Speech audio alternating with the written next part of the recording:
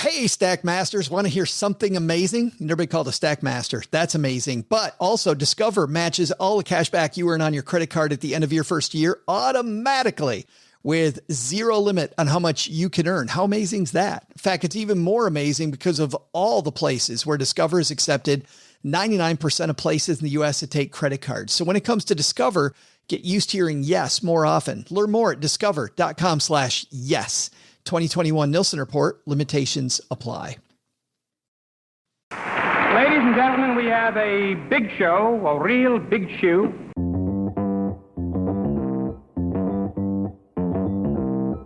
Live from Joe's mom's basement, it's the Stacking Benjamin Show.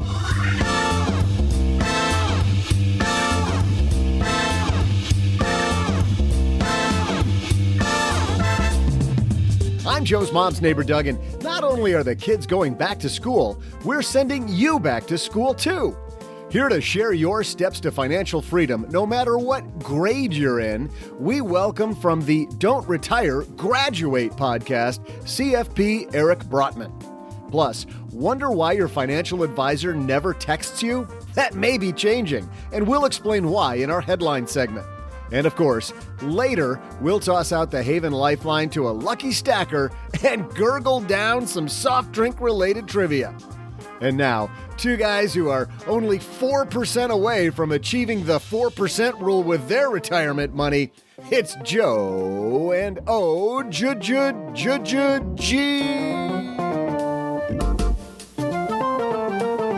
That means we're 96% of the way there, OG, right? 4D%. Wait a minute. If we're 4% away from achieving the 4% rule, we're 96% of the way to the 4% rule, right? Yeah. Isn't that the math? Doug misread. Am I getting the math wrong? 40% away. Yeah. We're 40% away. I don't think. Oh, are we? Hey, everybody. Welcome to the Math for the Win podcast. I'm Joe Saul-Sehy, Average Joe Money on Twitter. It's Wednesday, OG. Can you believe we're halfway through the week?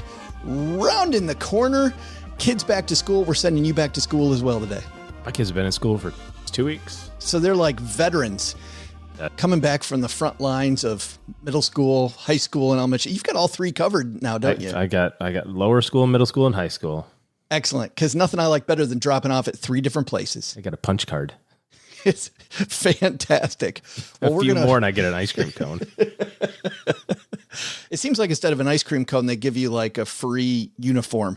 You know, you put two kids in school uniforms, you get the third one free. No, as a matter of fact, what they do, which is really, I think, sort of more irritating than actually not even having it, is they go, for the third kid, we're going to give you $200 off.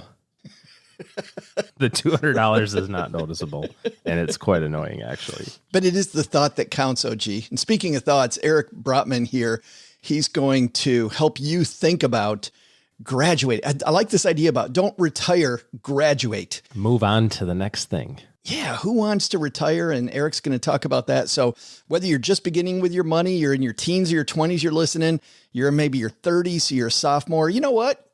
Screw that, OG. You can be a freshman in your 50s and 60s. Age doesn't matter. Just go to the next level, baby. We got him today, but first we got a very interesting kind of behind the scenes of financial planning headline. So let's get this party started. Hello, darlings. And now it's time for your favorite part of the show, our Stacking Benjamin's headlines. You know, according to the student loan department, you're a freshman well into your 50s anyway. So, oh, look, these got aren't that going for you. These aren't interest only payments anymore, and I'm 67. We'll just take it from your Social Security, freshman. Oh, man.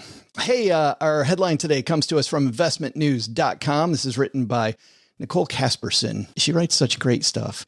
Nicole writes, texting takes center stage in client communications. Nicole begins with client communications becoming critical to a growing business, spurring some wealth tech firms to launch tools to quickly engage with clients where they spend most of their time on their smartphones. Two prominent fintechs announced plans to launch text messaging services that let advisors reach out to clients using predetermined text messages that have been reviewed in advance by the Financial Industry Regulatory Authority, Inc., FINRA, they call it. Boring. To ensure compliance. Why do you think it's boring? Compliance is going to sign off on all my text messages? Oh, yes. Hello, sir or ma'am. Thank you. Wherefore thou unto pertaining. This is not boring news, you're saying. This is the stuff that is pre-approved. Well, 7. what's funny is that most people don't know this story. You, of course, do. Which is when we started this show 10 years ago, there was an issue with compliance in FINRA. And it was just easier to not have any sort of linking with OG and our planning business and just run this completely separate.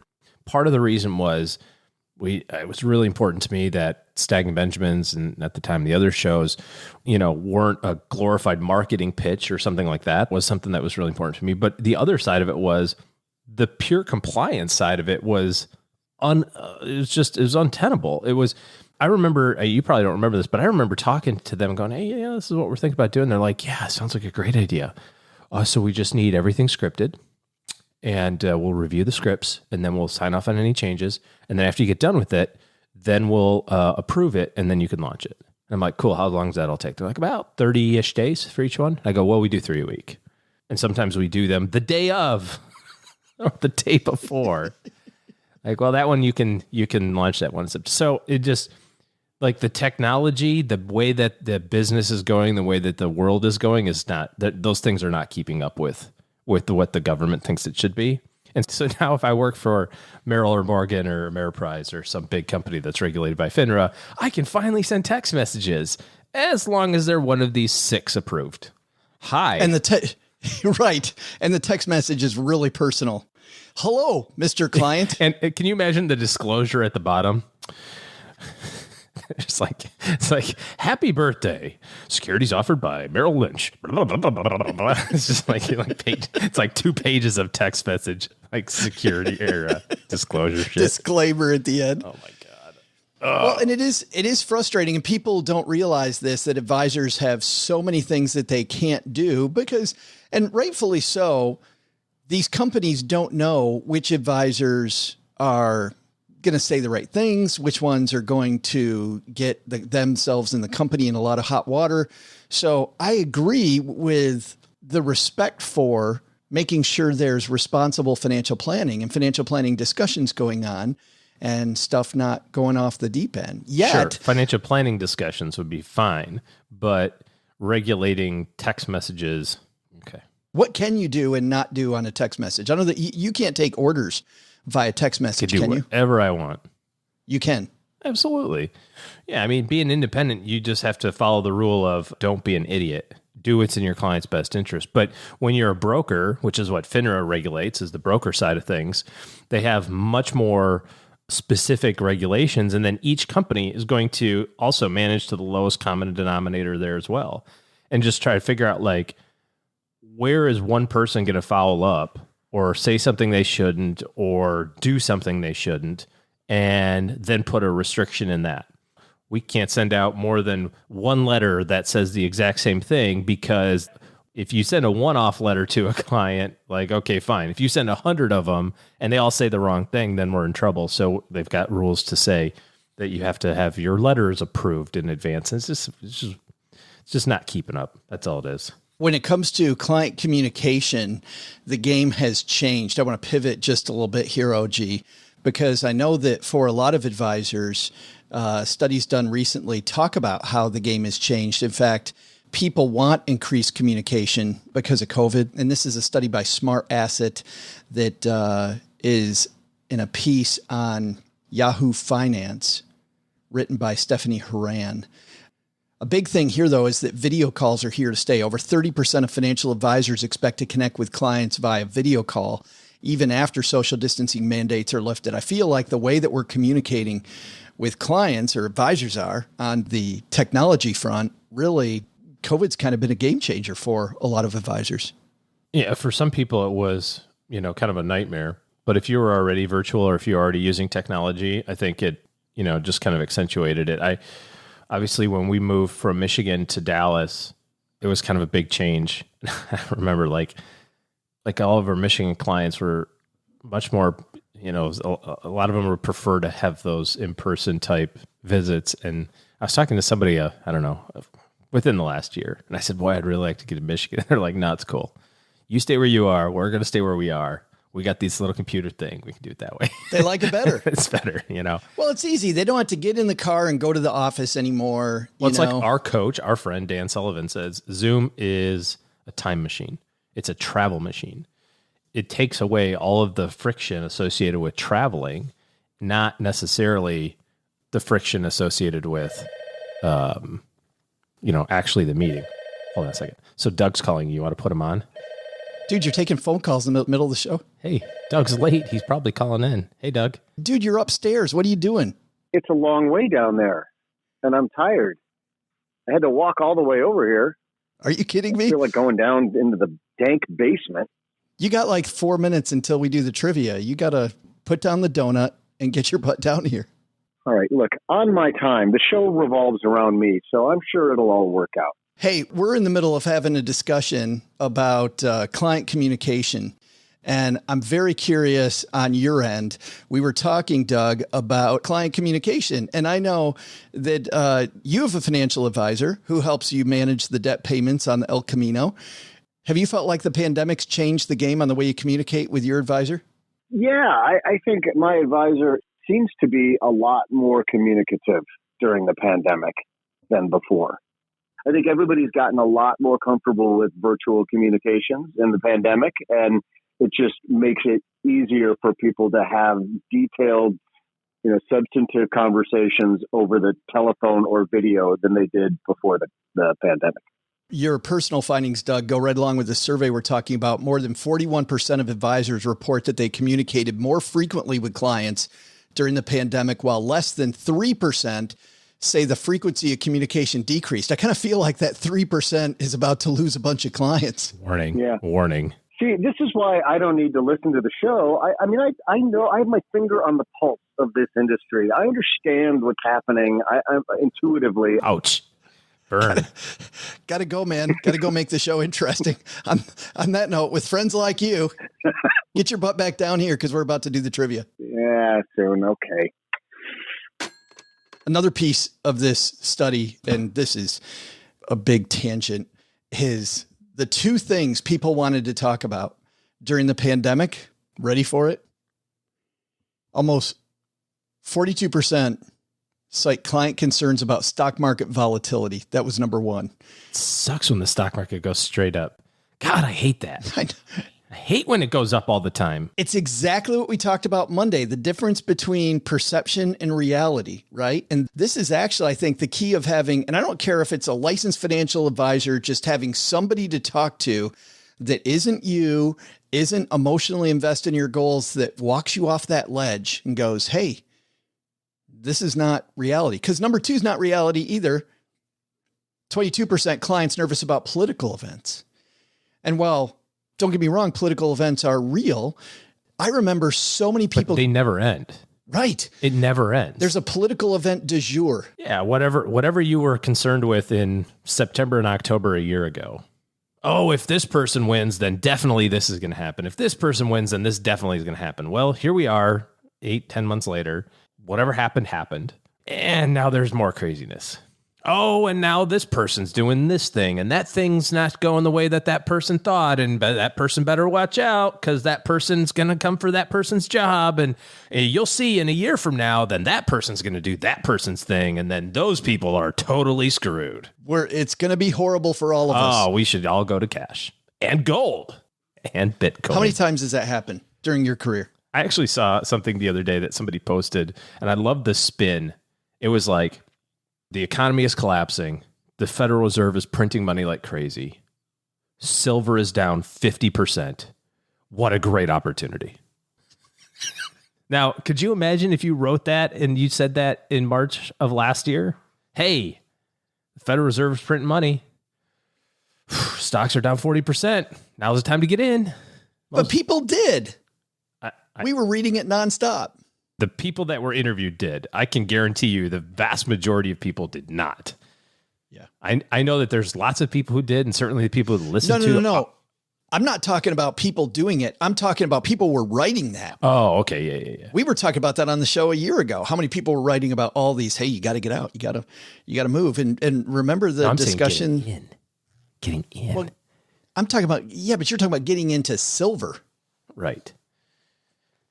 We're saying the same thing. We're fighting like old married people at Applebee's.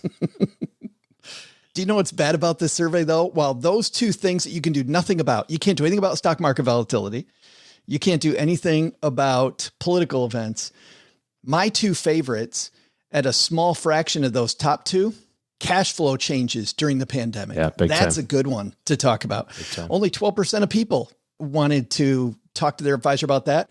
And then 10% changes in their retirement timeline. How does this change my retirement timeline? Which I think is another great question to ask. Like, take these things that are out there you can do nothing about and say, okay, how can I do something with this? Last thing on here, again, let's just pivot one more time on this. There's a piece from a technology company called Benjamin. I don't know if you're familiar with them, OG there. Did we have a spinoff? Communication strategies for financial advisors, talking about good practices for financial advisors. A good financial advisor will set the tone from the beginning, where they establish mutual expectations. I think if you're going to work with a pro talking about communication, that's the number one thing. Know how often your advisor, you expect them to call you. When is it appropriate to call them? What are they going to do? What are they going to handle? I think that fencing is super important, don't you? Like in terms of the parameters, like the rules of the road is what you mean? Yeah. Right away. Yeah. Let's set the rules of the road, and then nobody's confused later on. Yeah.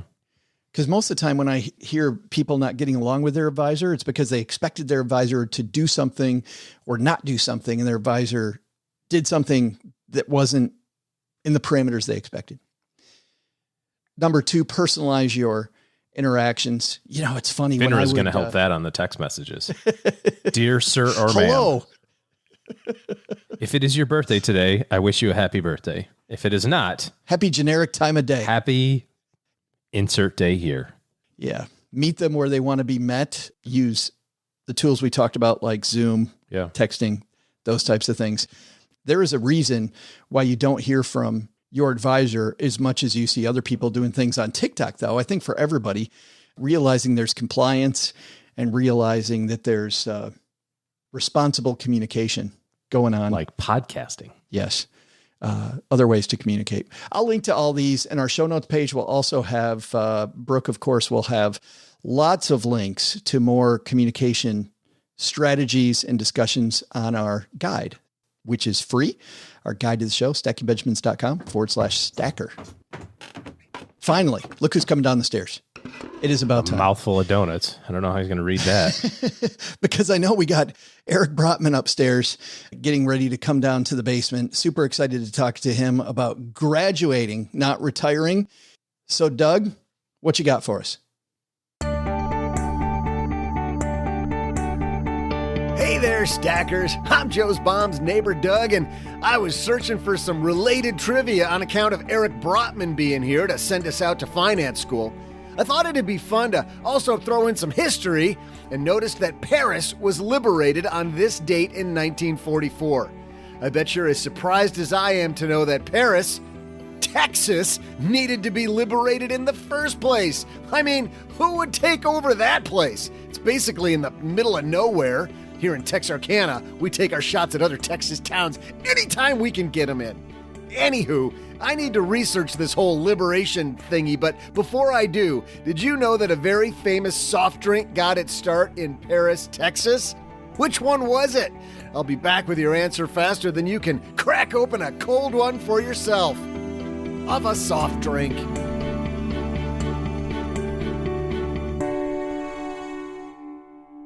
Well, I don't know if you know this, OG, but when you become a member of Navy Federal Credit Union, life gets a ton better. I am aware of that, actually. It is amazing when you go buy a car and you use Navy Federal. You actually went to the Navy Federal app and said, bam, it works very quickly to help make the car buying I'll easy. take a car and a house and a credit card. Wait, I got to pay for this? What's up with that? Son of a biscuit. That's why Navy Federal created this fully loaded car buying experience. You can finance, buy, protect, and enjoy your auto purchase all through one convenient place. They have low rates and pre-approval if you need a loan for that car, and it's good for 90 days. So you know what you can afford when you shop. You start off with your budget and then you work backwards. And by the way, don't work from the payment. You don't walk into the car dealership and go, I can afford $86 a month. Yeah. Start off with the payment because that's what they love. hey, good news. I've got a car. It's going to be $86 a month. And this is a convenient 82-year loan. It's fantastic. It comes with 2 wheels and half a steering wheel. You can save thousands off MSRP with Navy Federal's car buying service powered by TrueCar. Also get exclusive member savings with Carfax, Geico, and SiriusXM. Learn more at NavyFederal.org/car buying. It's Navy I like calling it NavyFederal.arg, like I did that one time. It just, you got to get the pirate thing in there with Navy Federal. Pirate Day. Yes, NavyFederal.org/car buying. Credit and collateral subject to approval. Your actual savings off MSRP may vary. Navy Federal Credit Union is federally insured by NCUA. Want to hear something amazing? Discover matches all the cash back you earn on your credit card at the end of your first year. Bam! Automatically, with no limit on how much you can earn. How amazing is that? In fact, it's even more amazing because of all the places where Discover's accepted. 99% of places in the U.S. that take credit cards. So when it comes to Discover, get used to hearing yes more often. Learn more at discover.com/yes. 2021 Nielsen Report. Limitations apply. Stackers, on my noggin right now are a pair of amazing feeling, amazing looking Felix Grays. And if you're not familiar with Felix Gray, well, 5 years ago, Felix Gray realized our eyes weren't meant to look at screens all day. And they designed glasses for you and me to make daily screen time more comfortable and the workday more productive. Now, more than ever, Americans are spending more time on computers, phones, tablets, gaming, and so many other sources of blue light. Felix Gray glasses are not like other blue light lenses. And that is the thing that you have to know. There is a difference when it comes to Felix Grays. And it's funny that when I first got my Felix Grays, I thought, oh, this is going to be good. I'd had pairs before and my eyes felt a little better. I'll tell you, I wear these things all day. If you see me on any social media or when we did our live stack event, they're so comfortable. I even forget that I'm wearing them. In fact, it's funny. I have no prescription Felix Gray lens. And then I have trouble seeing things that are far away. Does that make me nearsighted, farsighted? It makes me something sighted, but I'm the opposite of a lot of people where they need them to read. I don't need anything to read. I can't see the signs way far away. And there have been so many times that I'm like, oh, I got my glasses on, and I'll go out and I'll get in the car and I have to come back in and swap them out because my Felix Grays for the screen just feel so good that I think these are also my other lenses. Felix Gray lenses filter 15 times more blue light that can make screen time tough on eyes and disruptive to sleep. Non-prescription, like mine, and prescription are available. Check them out now. FelixGrayGlasses.com/stacker. Mine, if you see me online, mine are the Nash C3s. So NASH, the Nash C3s. It's this classic frame style made from acetate, hand finished for a durable, lightweight, and really comfortable pair of glasses. So if you can feel your screen time, or if you're not sure if blue light glasses are right for you, start with the best in blue light. Try Felix Gray. Get yourself a pair of glasses made for the 21st century and designed for modern, hardworking eyes. You have nothing to lose except maybe some eye strain. Go to FelixGrayGlasses.com/stacker for the best blue light glasses on the market. That's FelixGray Glasses.com/stacker. Free shipping, free returns, free exchanges. FelixGrayGlasses.com/stacker.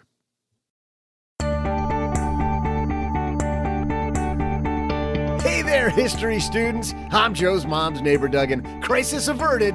The calendar wasn't talking about Paris, Texas. I knew that. I knew it. But rather, some other place called Paris, France. If someone as sharp as me could fall for this, can you imagine how many other people have botched this holiday?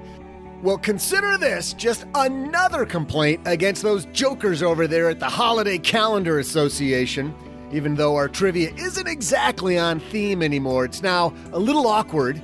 So I'm just going to get you the trivia answer and we'll get this over with. Question was, did you know that a very famous soft drink got its start in Paris, Texas? Which one was it?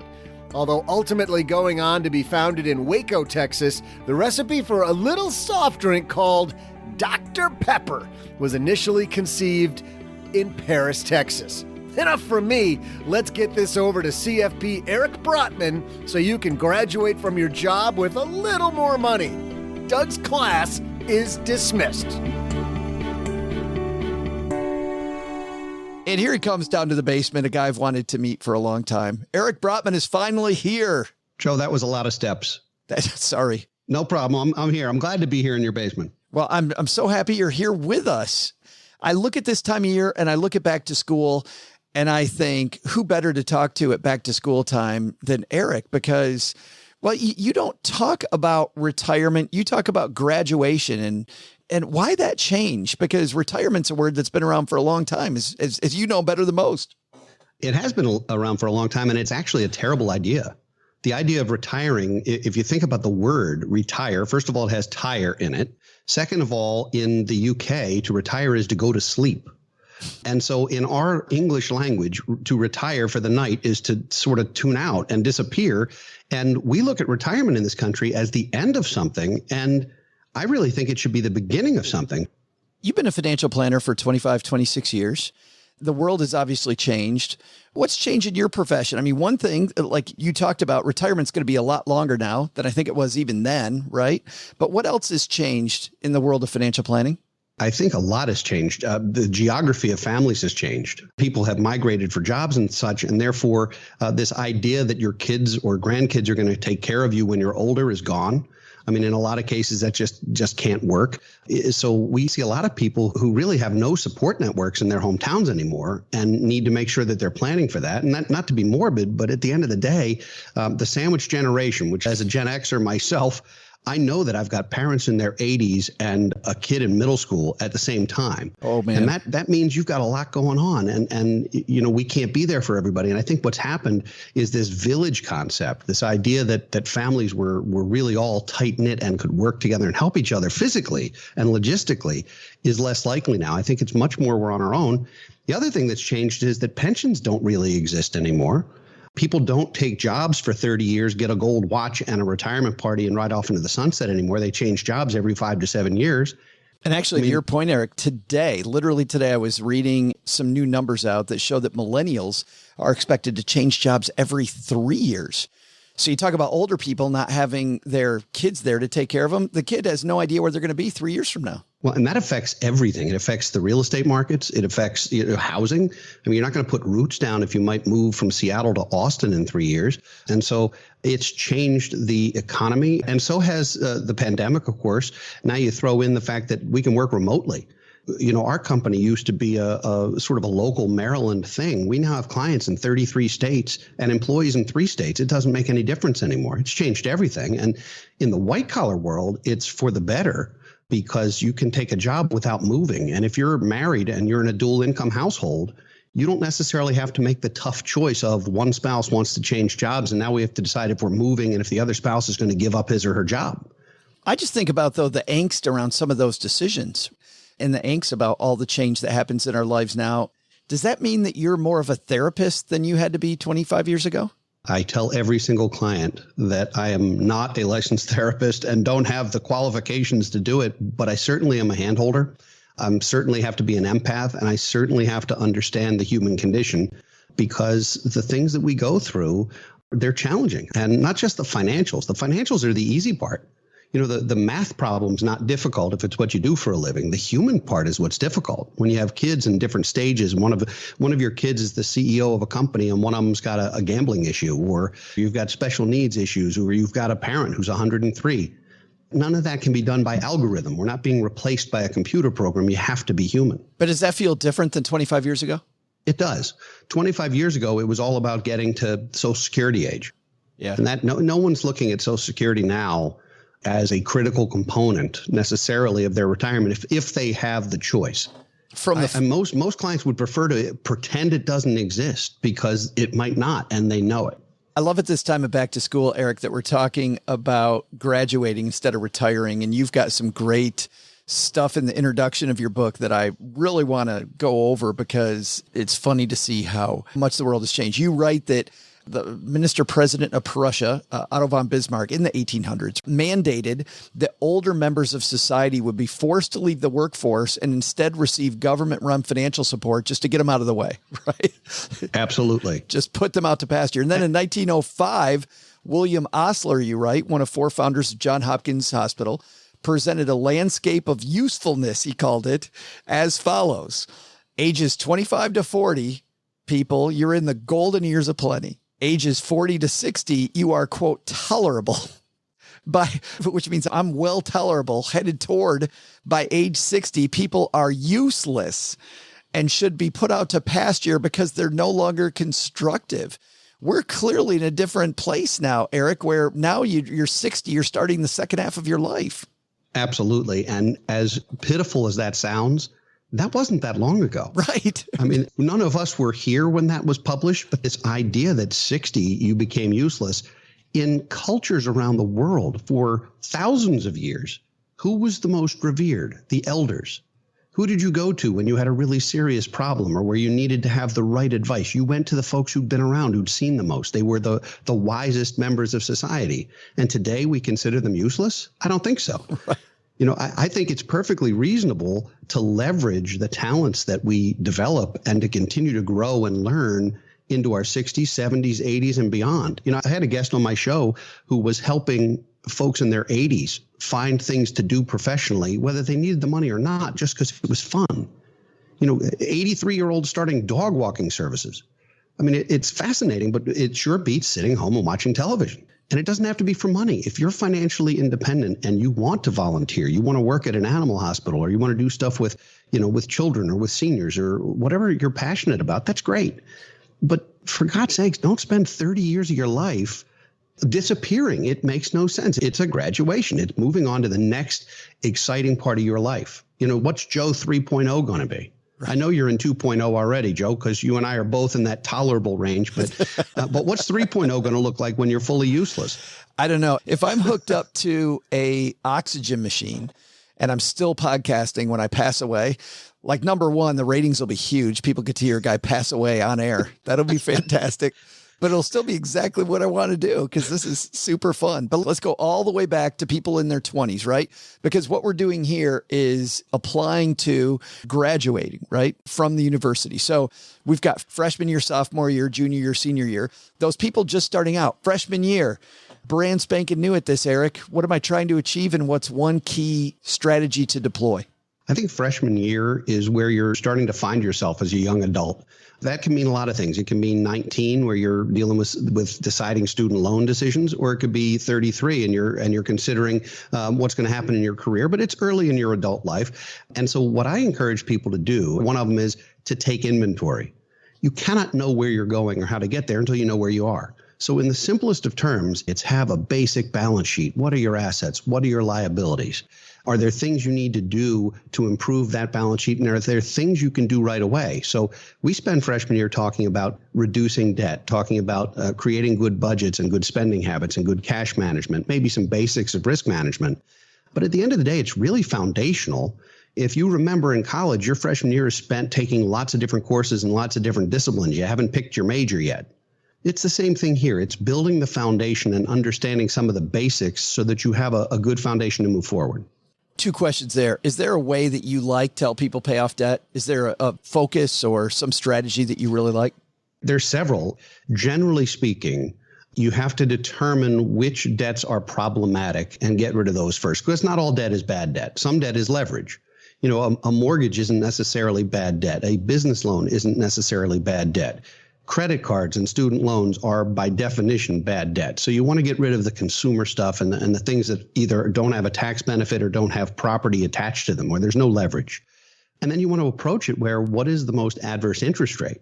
You know, we've seen clients come to our office and they're busy prepaying their mortgage because it's the biggest loan they have, but it's at 4% and they've got credit cards out there at 14%. Intellectually, they could understand the math, but it felt good to pay down the biggest debt. Well, if you knock out the 14% loan, then you can throw extra money toward the 4% note. So I think it's important to figure out which debts are really the albatross around your neck and then attack those first. The second question is, I see people online now from time to time poo-poo the emergency fund, right? The cash reserve, and go, well, I don't need that. I can take out debt or I can sell my stocks. What do you think about the value of an emergency fund? I think there's a great deal of value to have a moat around your castle. And an emergency fund is part of that. Now, an emergency fund doesn't necessarily have to mean that you've got a large savings account somewhere. It is counterintuitive to have $20,000 in a savings account earning nothing while you have a $20,000 bill out there for your car or for some other piece of property. It's ideal to have cash, but it's not critical if you have access to capital. And so what does that mean? That means have a line of credit, a home equity line of credit, or a cash value line of credit for your life insurance, or a securities-backed line of credit for your portfolio. Make sure you have access to emergency capital. Even if you have to borrow it in that emergency, it's important to be able to get to it right away. Do you ever worry about, though, a 2008 crisis happening again, where that capital just dries up, the access dries up? Because you remember, we thought we had capital, right? And then all of a sudden you get this, I got letters from all my credit card companies going, hey, you don't use your credit very much, so we're cutting it in half. And I know that had nothing to do with me, had to do with really the world around me. Do you worry about that as part of the strategy? I think it's important to worry about that. It's important to be aware of that, which is why I say it's absolutely ideal to have cash. Yeah. There are certain pieces of property where it's unlikely you're going to lose access to capital. Yeah. Cash value lines of credit against life insurance are a perfect example. They're not going anywhere. Yeah. On the other hand, home equity lines, a lot of them were closed by banks or frozen. The best solution is to have no adverse debt, to have an emergency fund, and then to be investing and growing the rest of your wealth. Not everyone lives in plan A. You know as well as I do, we spend a lot of time in plans B, C, and D. Right. So in a perfect world, yeah, that's what a perfect plan would look like. But life's not a game of perfect.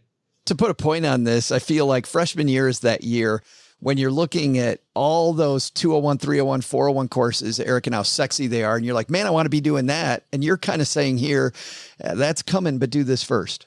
100%. That's exactly right. If you don't have the foundations, you don't have the building blocks, it doesn't make sense to take the real fancy stuff. First of all, you don't know what direction you're going yet.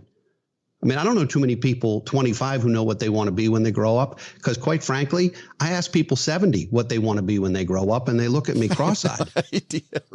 But I do, because it's a question no one asks us as we get older. But Joe, what do you want to be when you grow up? You think it's tongue in cheek, but it's true. What is the next iteration of you? And it doesn't have to be work. What do you want to do? This is not a dress rehearsal. We're here once. This is it. It's exciting too, because that then can drive everything. Like, it's that Stephen Covey phrase, right? Begin with the end in mind. Yeah. 100%. Sophomore year then. Now we get to declare a major, and tell me what we're doing then. At that moment, you're having conversations, important conversations. For example, if you have a significant other or you're contemplating getting married, you have the big conversations of marrying not only your spouse and your spouse's family, but your spouse's credit report and debt and all of the financials that go into that. So sophomore year is about what does it look like to put together two households. It's what to look like and what it looks like if you decide you want to have children. Forget the childbearing decisions. I'm thinking more around the financial decisions. What do you need to do to prepare to have kids? A lot of people have said, oh, I want to wait until I can afford kids to have them. Well, guess what? No one can afford kids. So having children is a wonderful thing. I love being a dad, but no one can afford children.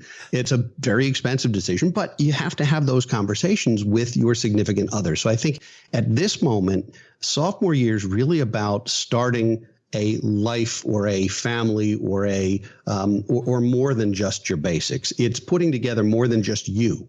I feel like sophomore year, Eric, was the year of speed bumps.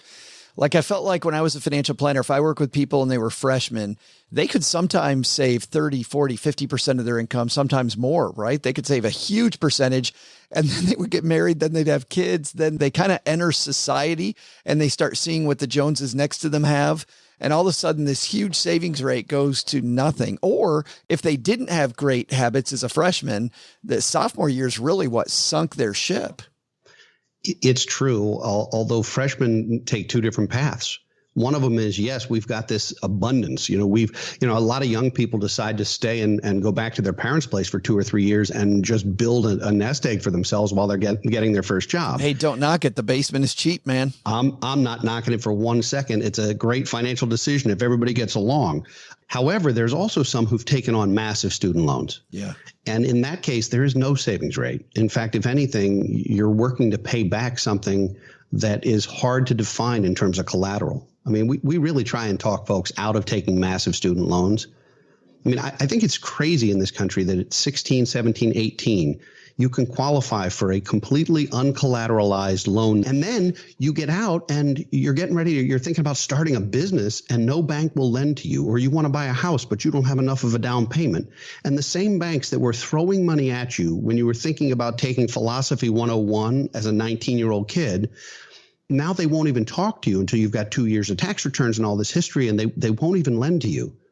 How is it possible to make $500,000 decisions lucidly before you're old enough to have a Budweiser? Right. I don't get it. Sophomore year is when you say that we're really interested in investing now. First thing people should think about when investing, and the complete baloney thing they shouldn't think about, but they always do when it comes to investing. First thing everyone should think about is, where's the free money? If you're putting money into an employer's retirement plan, at least deposit enough or contribute enough to get the match.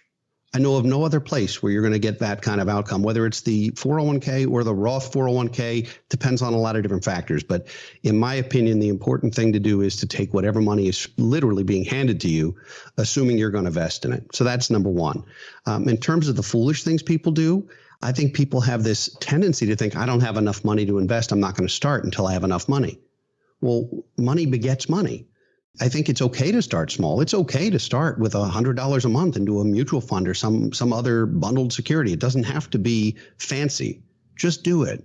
What you'll find is that you're creating good habits, and that $100 a month habit today might be a $3,000 a month habit in a couple of years. And it'll pay for the long term. And then the only other thing I would tell folks is, don't watch your portfolio every day. You'll lose your mind. It does not make sense to watch it every day. I just do the right thing, and while time is on your side, ignore it. Just about ignore it. You're not out buying stonks? STONCK? I am not. I am not. I'm a believer in a diverse portfolio. I certainly hold lots of different kinds of investments, both personally and for clients, but I don't think slinging stocks and trying to time markets makes a lot of sense. It's crazy, Tuck. Bill Miller, who managed Legg Mason's Value Trust for years and years and years, was on the cover of every magazine. He beat the S&P for 13 straight years. He was a genius. And in 2008, I believe he had the single worst performing domestic mutual fund in the country. He didn't go from being a genius to being an idiot overnight. It was the strategy worked until it didn't. So I think it's real important to diversify. It's real important to hold lots of asset classes. And it's important to understand why you hold what you hold and for how long you intend to hold it. Junior year, my favorite year, because you kind of know the ropes. Now you're kind of a pro at this thing. What are we focusing on junior year? Junior year is where you start to have conversations around your wealth. You have potentially the highest income you'll ever have in your life, which means you have some new tax issues that you didn't have before. It's where you start thinking real seriously about estate planning. Not necessarily this idea of who's going to get my wealth someday, but this idea of we have things to protect and people to protect. And now we have wealth, which means we need our moat around the castle to be a whole lot better. You don't want to build a multi-million-dollar portfolio and lose it in a fender bender because you had the wrong auto insurance, like stupid stuff. And so it means protecting what you've begun to build, and it means making sure that you have the end in mind. At this point, you should know your number. What is it going to take to hit financial independence? It doesn't matter how old you are. What's it going to take to make sure you can live the rest of your life, whatever that means, not just with dignity, but with joy? And what's it going to take to get there? And then how soon can you get there? And if you want to make it sooner, what do you have to do to get there sooner? And that's where you build scenarios. Yeah, I want to make sure that everybody gets this, because what's important freshman year, when a lot of people, I think, want to know the number out the gate or feel overwhelmed with the number, there's a point that you're implying here, which is forget about the number, just get started, get headed in the right direction. Later on now, junior years, really, you're saying when now we're looking at the Monte Carlo simulations, we're looking at the probability of success. Well, yeah. And if you use the college theme, by junior year of high school, now you're taking your SATs and you're applying to college. By junior year of college, you're thinking about what your thesis might be or your dissertation. You're thinking about, am I going to go to grad school or get a job, and in what field? Like, you're starting to really think about the next chapter before you get there and it's too late to plan. Let's talk about taxes for a second. Is there a tax strategy that you see not enough people pay attention to that more should? Yes, there actually are several. In fact, I put out an ebook that's available for free at lowtaxbook.com. And it's about the 4 places where most Americans can put money where it's never taxed again if it's used properly. I'm not going to put you on the spot to name all 4 because I've never had anyone name all 4. People have gotten 2 or 3. But there are only 4 places that you can put money where, and I don't mean esoteric offshore type stuff. I mean things that just about everybody could do. 4 places you can put money where used properly, it's never subject to income tax again. Is the Roth IRA underused, or do you think we're starting to get that? I think we're starting to get it. In fact, I heard on one of your prior shows this conversation about the backdoor Roth IRAs and so forth, which is a wonderful tactic for the right person or the right family. I think timing your taxation is part of, and one of the most important parts of planning, and it's a huge part of your junior year, because determining when you're going to recognize income, whether it's in a high tax regime or a low tax regime, some of that is related to politics. Some of it's related to the economy. Some of it's related to your life. You know, if you're going to be inheriting money, you might want to force some of your income sooner before you hit that wealth point. On the other hand, if you're thinking of retiring at 48, you might not want to pay extra taxes until that time where you can start potentially dripping money out at a lower rate. Yeah. I mean, a 401k, an IRA is just an account with a mortgage on it.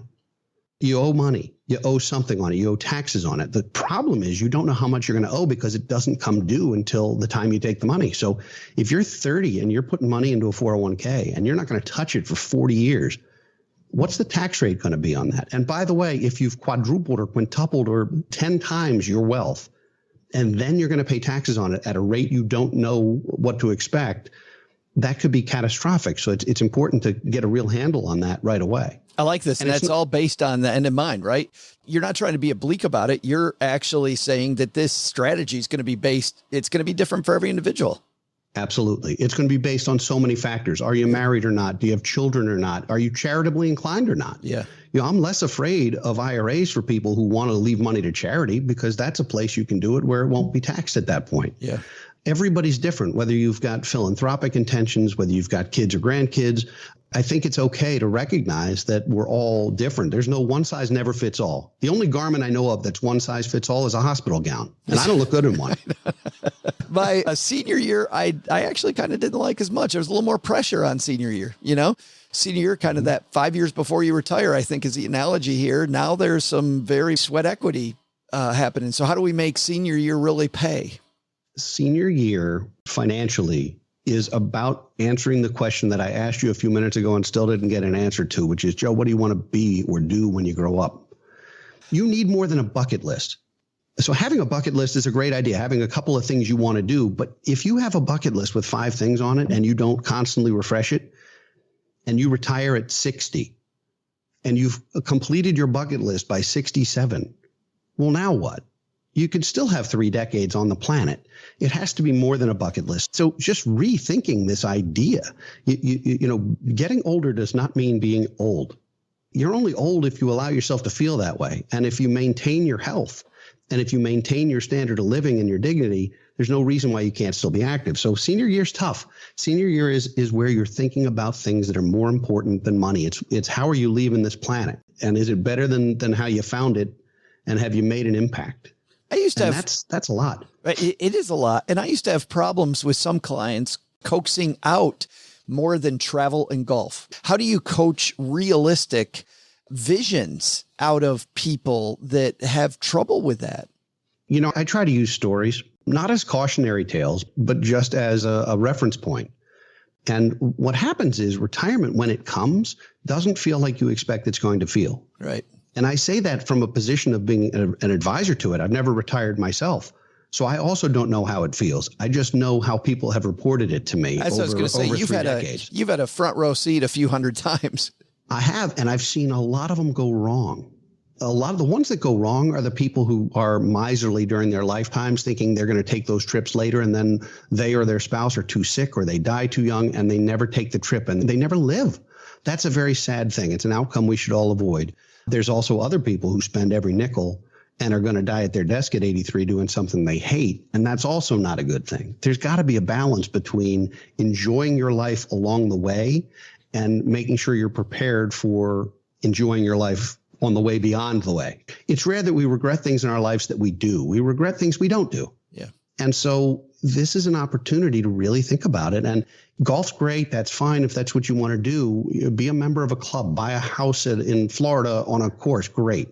But you can't do that every day. It will get boring. And unless you're finding a way to engage in a much more social or important way than just going out and hitting balls for 6 hours a day, that's not enough. That's not a life. Financial independence is a goal that is worth striving for everyone. Not everyone will hit it, but the earlier you start, the easier it's going to be. That's for darn sure. If you try and be a transfer student and show up junior year, you're behind. People do it, but you're behind. Sure. And it's much better to start early. And that means financial literacy. That means make sure you understand this stuff because it's not taught in schools. You can graduate from a top university in this country and not really know a thing about personal finance. It's shocking to me. And that's what we got to talk about that the next time you're on, because that's a whole rabbit hole. The book is Don't Retire, Graduate. I know one place they can learn it in this book, right? Correct. You've got it set out, laid out, perfect for back to school time, by the way. So wherever you are on your journey, and you've done something very nice. We have a discount for the stackers out there that might want to dig in and get more.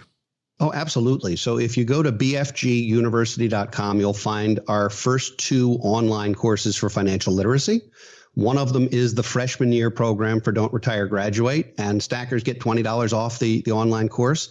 The other one is a basic financial literacy course, and it's free to anyone who'd like to take it. So there's resources out there for everyone. It's good for high school and college kids. If you've got kids you want to get some of the basics. It's not a difficult course, but it's full of tips and tricks to build your financial literacy. It's so fantastic. And it's not just put together by a Gen Xer. I know Sarah on your team, total badass, by the way. Completely. Yes. Sarah definitely millennial generation and really had a big hand in putting this together. Well, yeah, I definitely owe her dinner, and probably she's going to ask for a raise. So I don't think I'm going to get away with just dinner, Joe. I think this one's going to cost me, but yeah. Nice. And you know what? If you're walking the dog or on your commute, we got you covered. I'll have the link on our show notes page at stackingbenjamins.com. Eric, so happy we finally got you down here in the basement. Watch out for that third step on the way back up, man. I heard it creak. I thought it was me. It was not you. Sadly, it's every time. Yeah. This is Scott from California. When I'm not hiking at national parks, I'm stacking Benjamins. Thanks again to Eric for hanging out. What a guy. Oh, gee.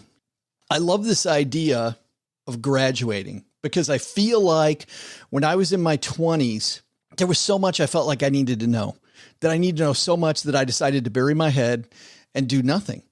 And because of that, I was a lot worse off going into my 30s than I probably could have been had I just paid attention to just a few of these easy things that Eric talks about, right? You don't need to know the whole ball when you're in your 20s. Yeah. Keep your debt payments low or non-existent, build the emergency fund, get started investing, get your feet wet, make some mistakes. I mean, freshman year is super important no matter what age you are. So many people want to focus on all the cool stuff on the back end, like rental properties and HSA, triple tax freeness and stuff. And you get so much further ahead by managing the little things first. Like you said, making sure that you're not in debt, making sure that you have emergency money just in case something goes wrong. You can take that other job, you can move across the country, you can do all sorts of different things. And again, Eric mentioned this earlier, but if you want to enroll in Eric's online course that goes even further into the topics that are handled in the book, it also comes with the book and a workbook. The code is STACKED. So use code STACKED, and we'll have our link on our show notes page again at stackingbenjamins.com and also in the guide to the show. Let's roll with Haven Lifeline and tackle some of life's most important questions. Our friends at Haven Life Insurance Agency, they put what you value first. FINRA approved text messages. It is your loved ones and your time. And that's why they've made buying quality term life insurance actually simple. Head to stackingbenjamins.com/Haven Life now to get a free quote. You can hit the pause button and get this done. And man, you're going to feel great because the application's simple. It's online. You get an instant coverage decision. You get this out of the way. You can go on with your life. Do these little important things that don't take, life insurance can take a lot of time. With Haven Life, it doesn't. Get this out of the way. Spend more time doing what you love, knowing that you're protected. stackingbenjamins.com/Haven Life. Hey, coming up on Friday is our replay of our summer stack event. And holy cow, if you missed the stack event Friday show, you're going to get the audio from it. And if you were at the stack event, I think that some of the stuff that we covered, a little dense and definitely worth a replay, dusting that off and get down to the basics. We spent a lot of time talking about some basic investing comments. Really, not a lot has changed, OG, in the economy. I was listening to it earlier today. In fact, fantastic info. But there were a lot of questions for Dr. Apollo Opescu about financial planning, and he didn't have time to answer all of those questions. And then we took questions in the second half of the show, and you'll hear that. We still weren't able to handle all those. So today I want to handle one. This is from Stephanie.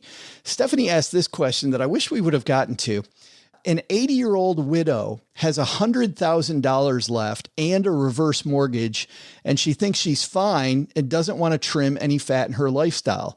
What's the way to get through to her that she might not be okay? 80-year-old widow has how much? $100,000. Okay. How much is she spending? See, that's the problem is we didn't get to ask that question, but let's say that she's spending $50,000 a year. Well, she's probably getting Social Security, which is probably 25 to 30 of that. Maybe there's a pension in there somewhere. So it might not be as terrible as you think. The reverse mortgage, if it's not maxed out, could be a good chunk of money. I mean, there's lots of people that have $300,000-$400,000 of equity in their house. Now, that's not advantageous for the kids. Right. If mom has a reverse mortgage, but it's not the kid's house, it's mom's house, right? And so she can do whatever she wants with it. And then there's a very real thing of kind of the go-go years, the slow-go years, and the no-go years.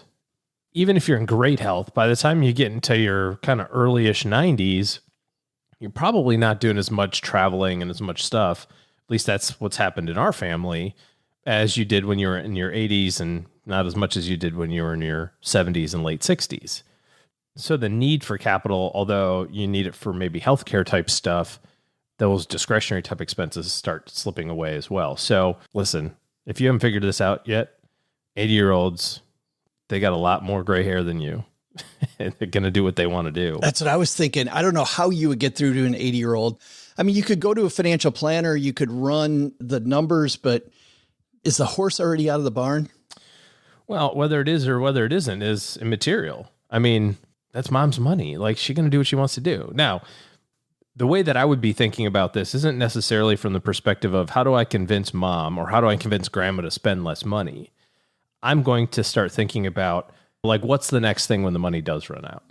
You know what I mean? For me, that would require us to help out in some way, shape, or form financially. And what does that look like? And how do I adjust for that? Because it's not like you're going to let mom go get her house foreclosed on and go live on the street. You know what I mean? So you got to plan for that. Now you say, well, I could avoid that if she would just slow down her spending a little in advance. Okay. Yeah. But, I mean, it's mom, it's grandma. She's going to do what she wants if you haven't figured that out yet. And I think she's earned that ability. You know what I mean? You can have all the best intentions in the world, but your mom's 80 years old. Guess what? You're still a kid. You could be the smartest person in the world. You're still her kid. You're still her grandkid. And you can kind of sort of have conversations about it, but I take that little black Sharpie and take the word convince right out of your lexicon with grandma or mom. I mean, can't do it. It's not possible. When Cameron Huddleston was on the show, she wrote a book specifically about talking to elders about their money, and also said exactly, OG, what you said, and said instead, you should ask them for advice. And if you start off the conversation by asking them for advice, you can often then steer it into the advice is going both ways. And I remember books that I read a while ago. There was a main character named Joe Leaphorn, and Joe Leaphorn had this rule which proved this point, which was the overshare rule. Share something that you're struggling with, And then the other person will feel compelled to share something oftentimes, and more often than not, that they're struggling with as well. And it creates a much more open conversation if you overshare a little bit, especially with an elder. It makes it much less of a confrontation. Convincing feels very confrontational. Why do I feel that Doug's going to overshare in a little bit? Well, I think he already did. But hey, I think that if it's an elder, Cameron Huddleston's a great resource. We'll link to her in the show notes. We'll also link to another person, Aaron Lowry from Broke Millennial, who also was a great guest on recently, talking about money conversations with spouses, with friends, awkward money situations that you get into. This, I think, also qualifies there. So there's a couple resources.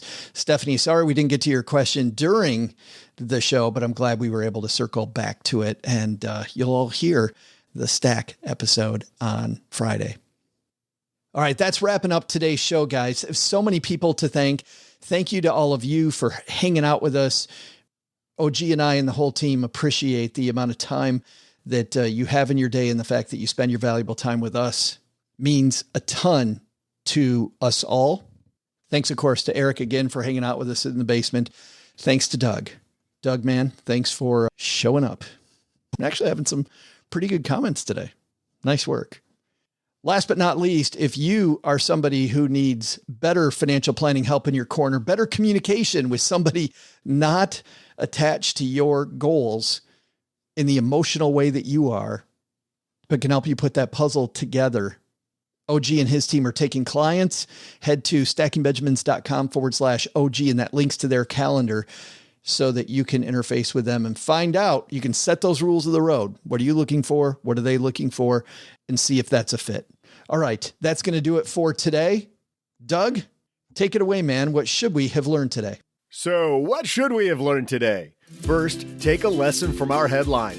Advice from people online? There's a reason your advisor doesn't post stuff on social media more often. And it's meant to protect you. Sadly, that means more TikTok finance fills the void. Buyer beware. Second, take a lesson from Eric Brotman. Get started on your next semester with your money. You're closer to graduating with your money than you think. You just need to put the work in. But the big lesson? I mean, get this. This place called Paris, France, it's got this thing called an Eiffel Tower. I mean, there's one of those in Texas, too. I didn't know they had one of those, like, way over the ocean. But theirs doesn't even have a cowboy hat on top or anything like the real one. Nice try, French people. To learn more about our guests and for more resources, you can head to our show notes page at stackingbenjamins.com. For more from Eric Brotman, go to bfguniversity.com/freshman-year, and at the checkout, enter the promo code STACKED to get $20 off the freshman year course. This show is the property of SB Podcasts, LLC, copyright 2021, and is created by Joe Saul-Sehy. Our producer is Karen Rapine. The show is written by Taylor Stevens with help from Joe and Doc G from the Earn and Invest podcast. After you listen, check out our show notes page written by our website manager and blog editor, Brooke Miller.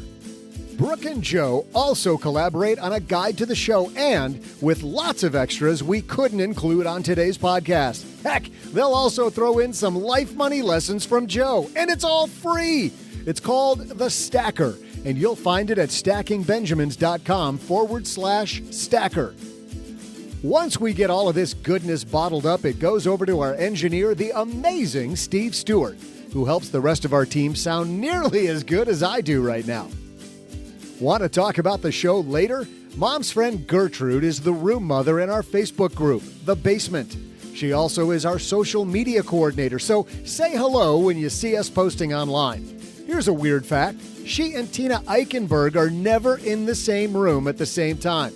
For a URL that'll take you right to our Facebook group, by the way, type stackingbenjamins.com/basement. I'm Joe's mom's neighbor, Doug, reminding you that cupcakes, yeah, they're just muffins that believed in miracles, so anything is possible.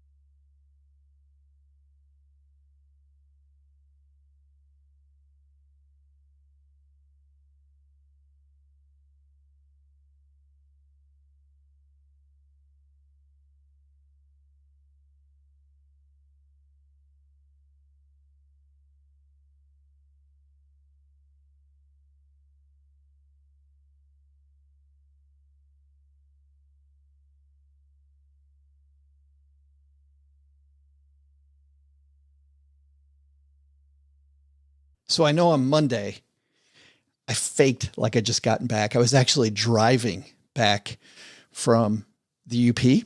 That's a fun drive, huh? I loved it. I did love it. Driving along Lake Superior back from Copper Harbor after going to Isle Royal. By the way, the one little, we'll call it a resort, but it's these little cabins on Isle Royal. And I'll share pictures on our Instagram feed of what these cabins look like, because they were really neat. They were rustic, but they had this cool 50s styling, a little pull-out bed, some bunk beds, not super expensive, but the only cabins on the entire 47-mile National Park Island. If you're not familiar with Isle Royal National Park, it's actually way up in Lake Superior, much closer to Thunder Bay, Canada, than any point in the United States. It was a 3-hour boat ride to get there, as I mentioned on Monday. But let me tell you something I didn't mention on Monday, because we had recorded that ahead of time. We're getting ready to come off the island. And by the way, back to the cabins for just a second. I sat with this beautiful window looking out over this water called Tobin Bay. And it's where the float planes would come in, OG. And so we would sit and watch these seaplanes come in and out with people who are going to be backpacking on the island. And I know as a pilot, just watching those planes with their rear in the water, trying to get up to speed, pretty awesome. And awesome watching. Haven't done any seaplaning yet. Thought about it. I think that's a different skill, isn't it? Is that a separate license? You need a separate rating, yeah. Mm-hmm. Yeah, I would believe it. But anyway, we're getting ready for our 3-hour ride back. And the captain of the boat, first of all, they had to show up for the ferry an hour and a half earlier than we were supposed to. How did they communicate that to you? Well, it's funny because we were at the resort, so we saw the sign at the ranger station. But man, if you were backpacking and there's no signal, like how you knew that, I have no idea how they communicated that to the backpackers. Because if I showed up on time for that ferry, it's like honk, honk. It's like way out there. You're like, I'm out of food. I don't know what to do next. Yeah, you're like, great, thank you, thanks a ton. Yeah, but we line up. The captain comes out, and the first thing he leads with really confused me. He said, I'm Captain so-and-so, and I have been doing this for 50 years. I'm like, well, why are you leading with your experience? He said, we have you here an hour and a half early because there's very high winds coming across Lake Superior, and Jim over here is going to be handing out Dramamine for everyone. I've never been on a boat where they're handing out free Dramamine to anybody that wants it. And he's telling us that this is going to be a horrible ride, that the winds are out of the southwest. So no matter how they parse it, the fact that the winds are kind of hitting us from an angle is going to make the ship do some weird stuff the entire way. Right. And it's just going to get worse if we go out later and later. So that's why they moved it up, because the waves are going to get higher and more people are going to get sick, and obviously bad things can happen. He gets halfway through his discussion. People are kind of half listening, and he stops and he said, how big of a boat is this? Are you guys all helping paddle, or? There were about 50 people. The only thing that I've got experience in is the ship that takes you from Mackinac City to Mackinac Island. Similar size, okay. Not huge, about 50 people on it. Yeah. But no upstairs. The Mackinac ones have upstairs and downstairs. This is just downstairs only. Gotcha. As you're about to find out the reason why. Yeah, he stops halfway through. And he said, listen, this is going to be me and you and the biggest of the Great Lakes with some really big waves. There isn't going to be another ship within 30 miles of us. And people started laughing when he said it, because he's being super dramatic. And he stops again and he said, this isn't funny. You need to trust somebody. And the only person that you're going to be able to trust for the next 3 hours is me. And if you're laughing while I'm telling you this, you don't trust me enough. This is about to be one hell of a ride. And I'm going to give you some advice. Number one, don't get up for any reason. If you need anything, wave your hand, and me or a crew member will see you at some point. We will find out what it is and we'll take care of it. If you feel sick, don't go in the bathroom. It's just going to make it worse. keep your eye on the horizon as much as possible. That'll make the seasick feeling go away as quick as it can. And all of a sudden, it was just super, super quiet. Like nobody said a thing. And this guy was clearly angry. He repeated then, it's you and me in the deepest part of Lake Superior and not another boat within 30 miles. No yelling on the boat. So you get out your phone and start playing like dramatic music. Right. Da, da, da, da. Oh, man. The ride sucked. Yeah. And he did. He went 5 miles west instead of going south to try to make it better. And it still sucked. I mean, every time you looked out a window and one way there's water and the other way there's air. And then a second later, the other side is all water and the other side is all air for 3 hours.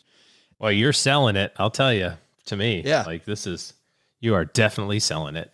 Well, I got to tell you what was cool. Like, I think that island's so badass, but when we got on and I shouldn't even do this because I'm violating what the ranger said. The ranger said, welcome to Isle Royal. We think you're going to love it here. And if you do, don't tell anybody. Nice. Yeah. Yeah. Great place, but not a great Lake Superior, not to be messed with. Titus and Tate, a podcast from two obsessed basketball lovers. Do you think Milwaukee will attract free agents now? I mean, not even free agents, but players that are championship level player, like not a Jeff Green in particular, but those Jay Crowder type players. Yeah, are you're not saying I want to go. Not those players specifically, but they're going to say I want to go play with the best player. Yeah, I want to be a part of that. That's what happened with Michael. More than just analysts and stats. Titus and Tate. Listen wherever you get your podcasts.